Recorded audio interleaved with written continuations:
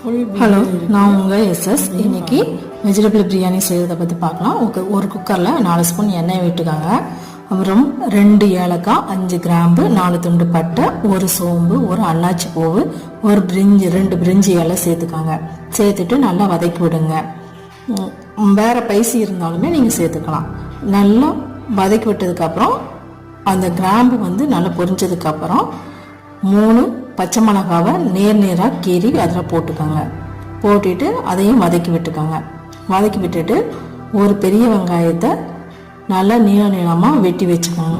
அந்த பெரிய வெங்காயத்தையும் அதில் போட்டுக்கோங்க. போட்டு அது நல்லா வதக்கி விடுங்க. 2 ஸ்பூன் இஞ்சி பூண்டு பேஸ்ட்டும் இதில் சேர்த்துக்கோங்க. அதை ஷூட் பண்ண நான் மறந்துட்டேன், நீங்கள் ஆட் பண்ணிக்கோங்க. நல்லா வதங்கட்டும். இஞ்சி பூண்டு அந்த வாசனை போகிற அளவுக்கு நல்லா வதக்கி விட்டுக்கோங்க. வதக்கி விட்டதுக்கப்புறம் 5 தக்காளியை நீளமாக கட் பண்ணி வச்சுக்கோங்க. வெஜிடபிள் பிரியாணினால நம்ம தக்காளி சேர்க்குறோம். வெங்காயம் நல்லா பொன்னிறமாக வதங்கணும். இந்த வதங்கினதுக்கு அப்புறமா 5 தக்காளியை நீங்கள் சேர்த்துக்கோங்க.